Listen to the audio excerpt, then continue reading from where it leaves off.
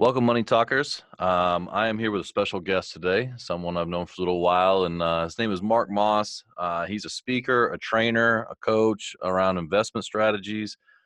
He's got an exploding YouTube channel that you need to check out named Mark Moss. He's also a father, husband, and got a pretty good diverse background and a whole lot of different investing options. So we're going to dive into that today. Thanks for coming on the show, Mark. Yeah, thanks so much, Cody. Appreciate it. Fun to be here. Absolutely, man. Well, hey, listen, I usually like to start off this kind of so our audience knows who they're listening to. Like, when did you start getting into investments? Man, I think as soon as I started making money, probably, realistically, probably, around 18, 19 years old. And really my first investment was jump straight into buying a piece of real estate. So I think I was like 18 years old, bought a bank repo, fixed it up, sold it. And that was in the mid 90s. And then the late 90s, started getting into the internet boom and started trading those things called internet stocks back then. And so I've just kind of been in the game ever since. So, how did you know the words bank repo at 18 or 19 years old? Well, In that they time too, say you know. the net worth is in your network, right? So my best friend at the time, his grandfather actually owned a local bank, and they had a private equity division, like hard money lender. And he had been working with this young Mexican kid that barely spoke English in downtown Los Angeles, and he was buying these HUD repos, fixing them up and selling them. This was in the mid 90s when, so in California, the real estate market collapsed from like 89 to 92, just like the worst crash, well, since before 2008. So the bank was sitting on all these repos. And so this young Mexican kid that could barely speak Spanish was buying these HUD repos and fixing them and selling them and just making just a ton of money.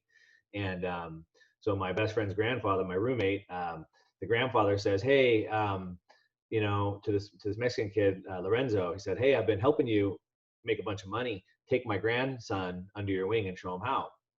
And so my friend, his grandson, started doing it with him, and then I'm like over here, like, "Hey, I'm on the sideline. I want to jump in too." And so I didn't really get the firsthand training directly from Lorenzo, but I saw what was going on, and that's how I learned about bank repos. I mean, yeah, I didn't know, I wouldn't have known otherwise.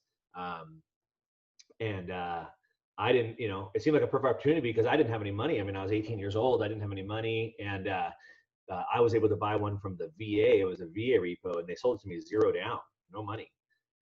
And so I had to come up with closing costs like $3,000, which I didn't have. So I brought in a partner just so I could cover the $3,000 to close on it. And then we had to come up with the money to fix it up. So we got some credit cards and stuff like that, did most of the work ourselves. And that first property made like 30 grand, which was like more than I could ever imagine.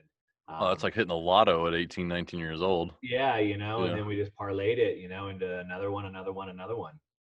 Oh, that's awesome, man. And that's I think a lot of people get worried about that with real estate investing. They think there's all these too many barriers, and it's still like, just go, like go try. Like, go, you don't know, the answer is no if you don't ask, right? Yeah, definitely. I think with anything, I think what people are afraid of risk, but I think they don't realize that there's risk in everything. So there's risk in taking that chance, but there's also risk in not taking that chance. Well, I think So there's even more risk in not taking the chance, just probably from my entrepreneurial background, but like, you put your money in the bank and you get 0.15% interest on it, and inflation's 2%. You're literally losing money. Like, that risk. yeah, definitely. But there was also what's lost opportunity cost. So I didn't have any money, so that money wasn't going to be making me anything. But I was basically able to take no money and just my sweat equity and turn it into real money. And the old saying, I always win, right? I either win or I learn. And Hmm. I think there's a lot of truth to that, if you apply it properly. And so in that example, even if I would have barely made any money or maybe even lost a little bit of money, I would have learned so much. And as long as I would have kept using that education, it would have been worth it. And so, yeah, it wasn't a matter of just putting money in the bank and it losing, which is obviously a big problem, as you've identified. But this was the lost opportunity. I mean, I went on to build a $20 million real estate empire, over the next 10 years. And if I never would have started that first one, I would have missed out on all that. Yeah, I definitely understand. There was a time in my life that I bought a $500,000 house with $300 in my bank. But, so I think that's probably why you and I kinda gravitated to talk to each other because, it's, you gotta be able to take that step without seeing the next stone, and start working and just do that one step at a time type deal. Yeah, and something that you had mentioned earlier, which is what I believe maybe is the most powerful word in human language, which is how. And so, a lot of times we tell ourselves that we can't do things. And really, if you just change that word to how can I do this thing?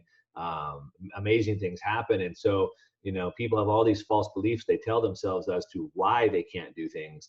I don't have any money. I don't have any time. I don't know how to do it. But the better question is how? How could I get the money? How could I find the time? How could I learn how to do it? Right. And as I just told you my story, and as I've done over and over and over again, um, yes, you need money to make money. Yes, but it doesn't have to be your money. And so there's a big difference, right? And what I always tell people, if you have a good enough idea, a good enough deal, there's always money available. Well, that's the thing. You got well, you kinda mentioned a couple things right there, like, I don't have the money, I don't have the time. Like, I get that a bit, but if you're still out there saying, "I don't know how," that is nobody's fault but your own right now, because everything that you want to learn is available to you now. This isn't like, even when you said the mid-90s, right? If you wanna Yeah, learn how to do real estate investing, but there is a lot of resources now, right. At Yeah, your it age wasn't then, easy like back then. yeah, but you happen to know somebody that knew somebody and knows you know what I mean, and that kinda worked out, but you still had to go get it and figure it out. Like, not knowing how should not be an excuse for anybody right now. Yeah, and like I said, I didn't even have access to the coach. That's how I found out about it. So I kind of had to go figure it out on my own. So anyway, yeah. Yeah, well, that's, If you want it, you're gonna go get it. Where there's a will, there's a way. And I think yeah. that's really the biggest takeaway is that where there's a will, there's always gonna be a way. Yeah. Yeah, if you like you said, if you want it, you can go get it, and you have to take that step, though, That's the thing that, like, I think a lot of people, they wanna spend too much time learning how to do something and not actually trying to do it. Yeah, And figuring out like you're gonna make the same mistakes whether you do it now or you do it 5 years from now. Then you might as well make them now because those mistakes are gonna turn into your advantage in 5 years. yeah, definitely. I mean, yeah, you gotta take action. Nothing's gonna happen unless you do.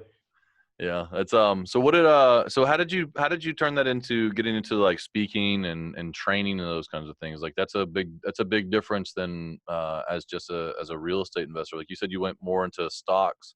Did you Well, did you I've continue been, in that route? I'm, my history is, unfortunately doesn't sound so good, but it's kind of, I guess you might say like a jack of all trades, master of none.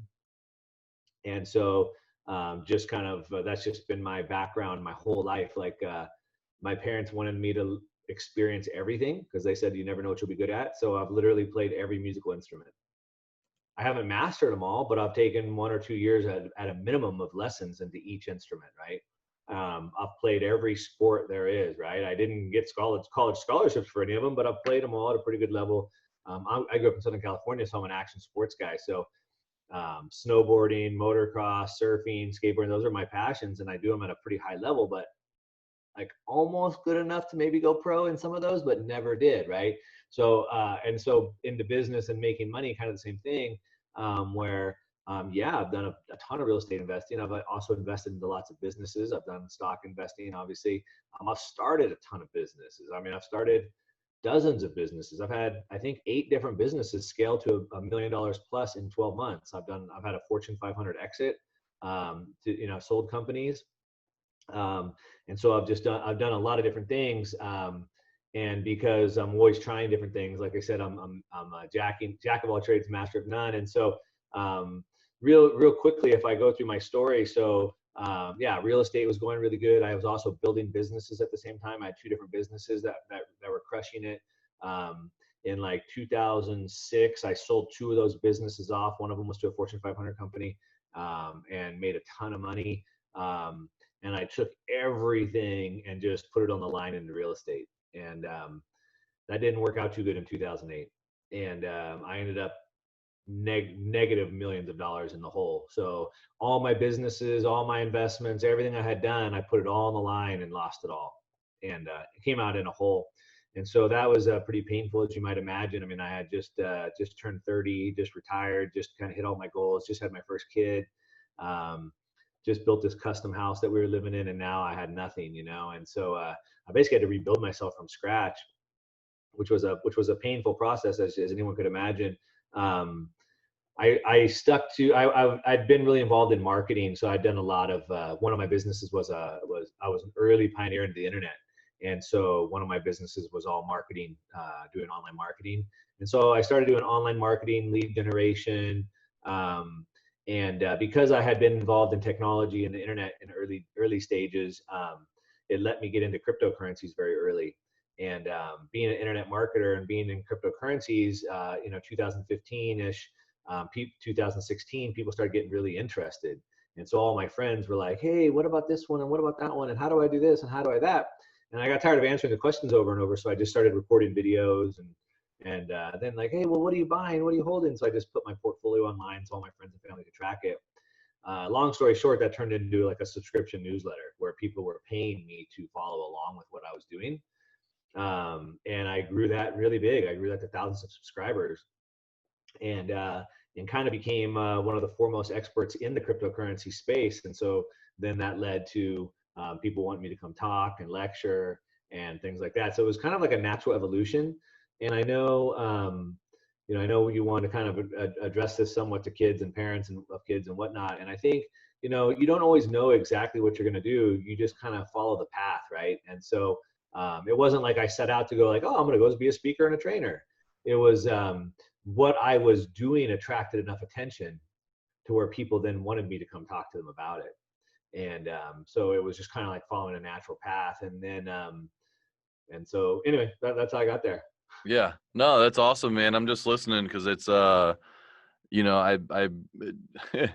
it's crazy because I was in a lot of the similar paths, and '08 was at 27, I tell people at 27 years old I was basically a millionaire, and I was a millionaire, and I was like at 28 I was basically bankrupt, Right. and so uh people ask me like, well, how that must have been terrible. I'm like, well, I didn't like going through it, but I also wouldn't change it if you gave me the opportunity, because I felt like I I needed might change it if I had the chance. I think I needed that in my life. I had to make a tough road back, but I'm glad I did, because instead of being such a paper tiger, it gave me a chance to really learn from some people and have some more humbleness in my life, Yeah. and and then realize, like, what we said earlier, like, you never really fail, man. You either learn from it or you win, and that's a big takeaway, because some people think that they're not born to be successful, or they're not born in the right scenario that they can go out and do the things they see people doing, and it's total nonsense, Right. you know Yeah. I mean, yeah, I said, there's something to that, right? So you don't always win. If you lose, hopefully you learn, but only if that's leading to where you want to go. So it is always important to understand, like, where is it I'm ultimately trying to go? And is this thing I'm trying ultimately going to get there? Because I could end up wasting my time and learning lessons that don't really do anything for me. And so yeah. an example of that would be like I was consulting with a client, and they were like, you know what, I'm ready just to give up on my business, and I'm just gonna get a job being a sales rep. I think I can make 200 grand a year, and I'm just ready to go do that. And I said, okay, let's play that out, right? Let's play that out. So let's say that you're super successful as that sales rep. Let's say that everything works out, you become super successful, you're making 200 grand a year. What does your life look like? How much are you traveling? How much nights and weeks and weekends are you gone? Right? What does that? So you've achieved that success. What does that look like? And are you happy with that? Is that what you want your life to look like? And they're like, oh my gosh, I never thought of it like that. No, I don't want that life. And you see, if they hadn't thought that through, and they had gone and tried that, and then maybe it didn't work out, any of those lessons they learned weren't really helping them to get to where they ultimately wanted to go. I mean, yeah, they learned that wasn't the path they wanted to go, but they didn't learn any building blocks that would help them to get where they ultimately wanted to go. So a better example would be, I want to be an internet marketer, and I think I want to launch this course. And I build this course, and I try to figure out these ads, and I can't get them to convert, and I'm running traffic, and it's not working. Well, I can leave that and go to something else in internet marketing, and I can use everything I've learned there to build off of, because it's ultimately getting to me where I want to go. Does that make sense? Yeah. Yeah, no, I see that. It's I think though one way to look at that too is some lessons just take longer, and a lot of times when you find somebody who's had the experience, you can shorten the lesson taking. So that guy's lesson didn't take him 2 years of misery. It took him one good conversation with a guy who says, "Hey, wait a minute. Time out. Right. You're going to Right. learn this lesson. It's going to take you a while, but you're going to learn it." Cuz I've been on that lesson a couple times, where I'm like, I just want to go do this, and I take off, go do it, and I'm like, wait a minute, I didn't really think this one through. I've done it all the time, man. I've done it all the time. you Yeah, you know, start working on something for however long, and then you're like, "What am I even doing with this? I don't even yeah. want this." You know? Yeah, exactly. It's like I don't even know. I got what I got what I set out to get, but I didn't even want it in the first place. I just wanted to see if I could do it. Yeah, exactly. And that probably comes from just naturally wanting to solve different problems. It's I think it's a serial entrepreneur problem. Yeah, I think so. And as a serial entrepreneur, I think one of the key components of being that entrepreneur is optimism, right? So I think, and I kind of believe I could do anything. And so what happens is I see something that looks like it could be done, and I know I could do it, and so like I just go do it, right? But just because it needs to be done, and I think I could do it, doesn't mean I should be doing it. Yeah, yeah. I think one of the hardest words for us to, uh, I guess, not really live by, but something that is just consistency, right? So you'll see these guys, and they'll build. You mentioned being a jack of all trades and like, getting to certain levels. But I know that if I had just played baseball instead of baseball, basketball, and football, like like, the career path was probably set for me, but I just wanted to do all of them. And same thing with businesses. Like I had to learn that lesson. Like you need to get really, really, really good at certain things inside of your business, and find people that are really, really good at it as well at different things that you don't like to do, Yeah, consistently, and stay in that thing, and keep that consistency. And I think that's something that parents really need to talk to their kids about, is that, like, I've interviewed a lot of people for hiring them. Job hopping on a resume is like, that's a no-no, for me. Like that's the big red flag I see. It's not really experience for people. It's more like, I want to know if you're going to be here and show up and put the work in to get that stuff done. right. You know? Yeah. And I think that's where I've had to slow down on myself, is find that thing and try to max it out and go to the next thing. Yeah, definitely. I think a lot of it really comes down to um, like figuring out what it is that you want. Like, where do you want to go? And Yeah. I think all those false starts, as we maybe just can call those, trying these different things and then kind of turning around, lead are because of that, right? Where I haven't taken the time to think that through, and it's crazy, but like I think it was Henry Ford that said, "Thinking is such hard work. That's why so few people engage in it." And thinking is really hard. As a matter of fact, our body doesn't want us to think. So like it uses an enormous amount of energy to think, and so our brain wants to make everything habits. So we do stuff on autopilot. And so if we spend time thinking, like the body doesn't want that because it uses too much energy. And that's why if you spend a lot of time thinking, it's hard to hold that focus and you get tired really easily. But we need to think, and the sad fact is, I mean, if you asked 100 people what their goal is, what are they actively doing right now to work towards their goal, I don't think 99 could probably tell you that. And so that's what allows us to have all these false starts, because I'm not exactly sure what I'm doing. But I'm guilty of it too. Yeah. It's a lot easier. It's actually, once you've done enough business stuff, like if you have the goal, it's almost pretty easy to like structure to how to get to it. A lot of times it's just when you don't, then, like you said, the false starts is a good term for it, but feels like if you know what the goal is, especially if you see somebody else's, like you look into somebody else's business, once you've been doing this enough times, and you've been coaching those kind of things, you can walk in and it's like clear as day, but the guy can't see it, you know, the lady can't see it because they're just in the muck, you know, and it's like clear as day, like, well, what do you want to happen with this? Well, this is what I want to happen. What are you doing to get there? Nothing, you know, or I'm doing all this other stuff that means nothing to it. But from Right. the outside looking in, it's like, wait, just refocus yourself, man. That's why everybody needs coaches. Everybody needs that outside perspective, and you need someone to hold you accountable, and you need someone to give you that outside perspective. And so, um, everybody needs a coach. Everybody should have a coach and be coached at the same time. Yeah. I'm sorry, have A a coach coach. and be coaching at the same Yeah. time. Um, and regardless of where you're at, because you need that. Yeah, I think so too. It's I had not really delved into the coaching world, I guess, until maybe in the last like couple years. And Mhm.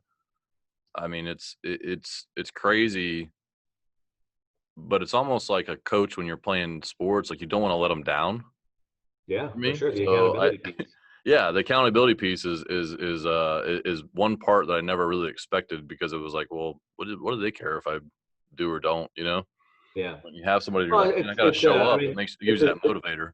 it's as simple as hiring a personal trainer at the gym, right? And if you hire a personal trainer, you're going to show up to the gym, which showing Yeah. up is the first part, right? That's the biggest battle.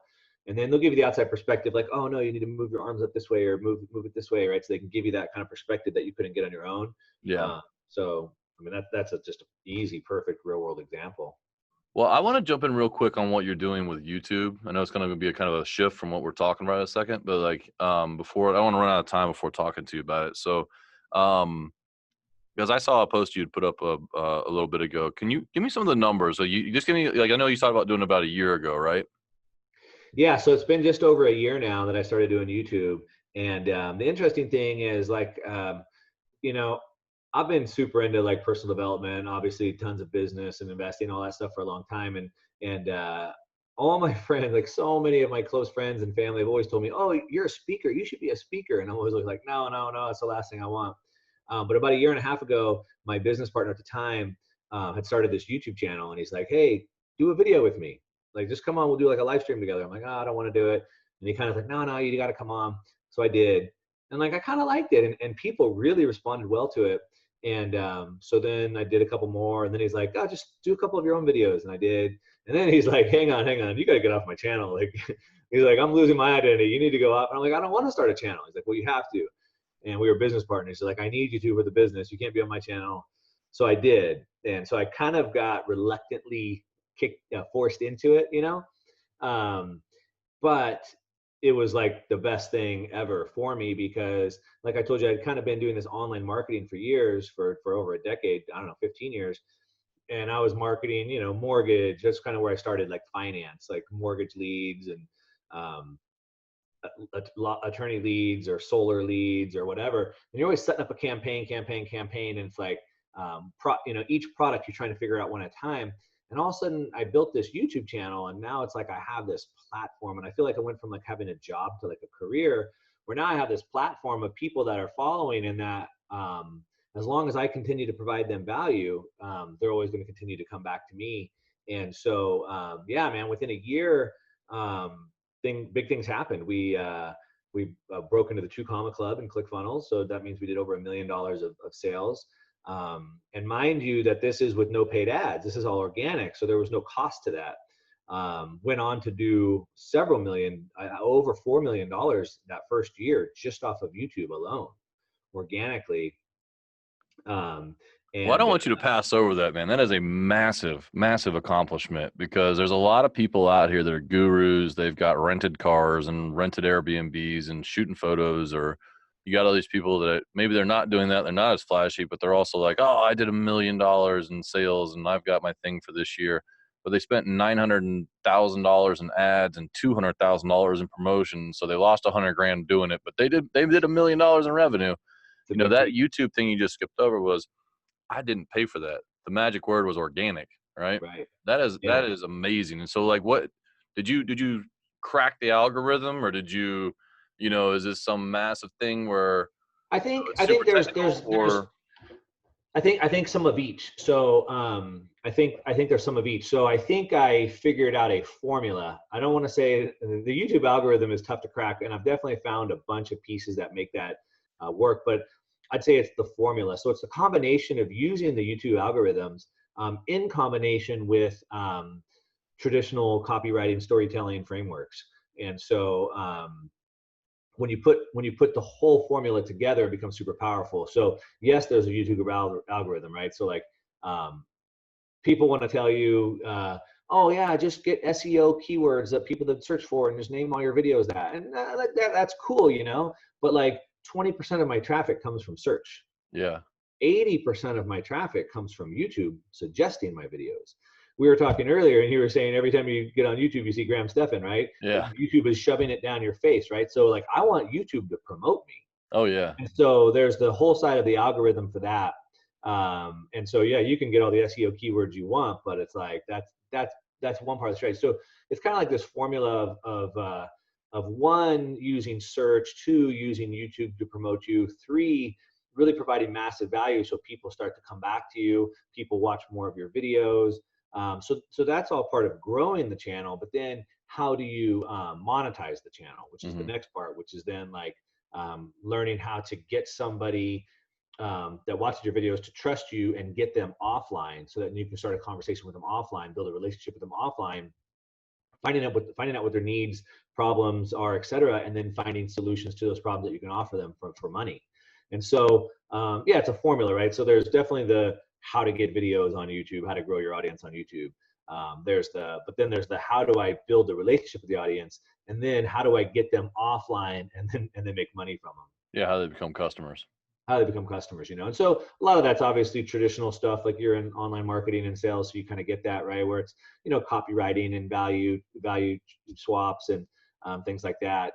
So yeah, there's a lot of it. But as far as growing YouTube fast, I think really, like I said, it's trying to figure out what those YouTube algorithms are, and learning what the search algorithms are, and learning like good copy. Like those three together, I think, are super powerful. That's really cool, man. And congratulations on the success. And I feel like it's going to snowball, because that's what my understanding is that as you were, you know, we kind of talked a little bit offline about it, but as you're breaking through like certain milestones, the milestones get bigger and faster.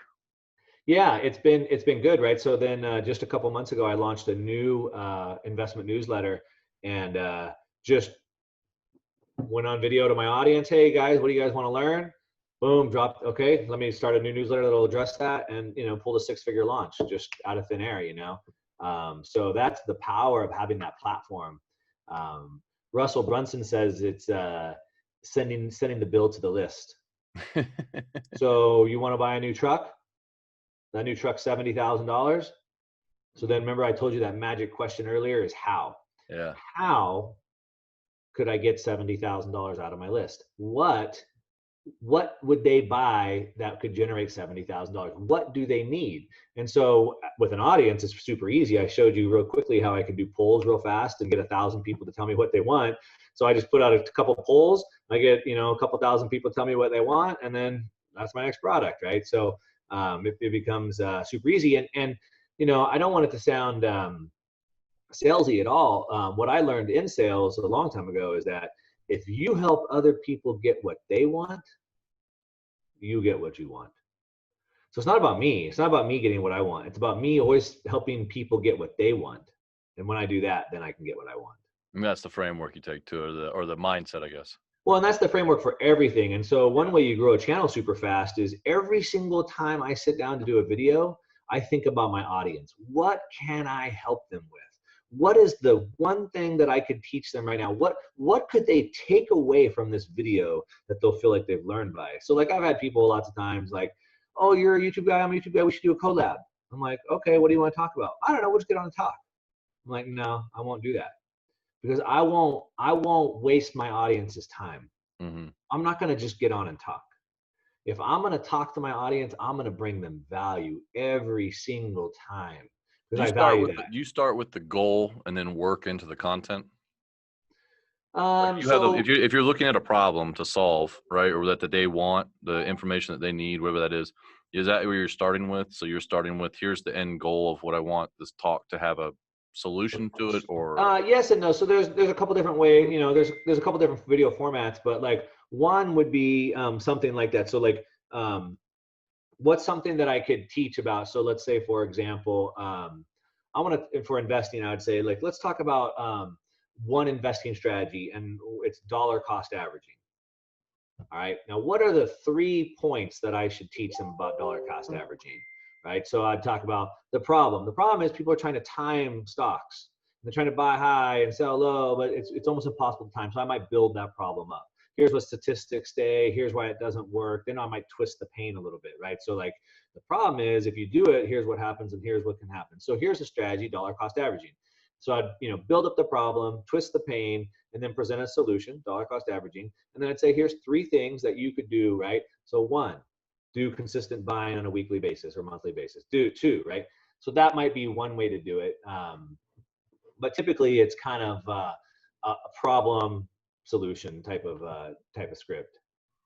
That's cool. And I think the reason I wanted to ask that is because that's how you're drawing out your value to your end users, right? As instead of aimlessly talking about it, there's a goal to get to, and you're helping them, There's a goal to get to. Yeah. So, if I was in the real estate niche, which I'm not really I don't really talk much about real estate. I'm not really in that niche, but, so I would want to find out who my audience is. Well, they're real estate investors. And so then I'd make videos about what problems they would have. So like, hey, here's 3 easy steps to get people that don't tenants out fast if they stop paying.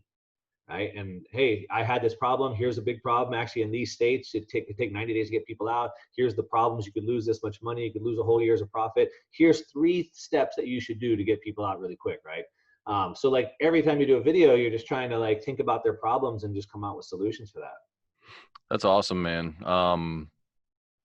Listen, I want to stop there to be mindful of the time, but it's I want to ask though, what's that if this, I want people to come and get more of this information, because I know you and I know you bring, like you said, tons of value. It's value driven, and so that means it's not going to be time wasting. So it's basically the reason your YouTube channel has blown up the way it has in the last year. Where do they go find you? Yeah. Yeah. I mean, what I get on my YouTube channel is all the time I get hundreds or I've got thousands of comments of people saying, oh my gosh, why do you teach this for free? Like I've been asked that question so many times. Why do I teach that for free? But if you're not getting that question, you're not doing a good job, in my opinion, right?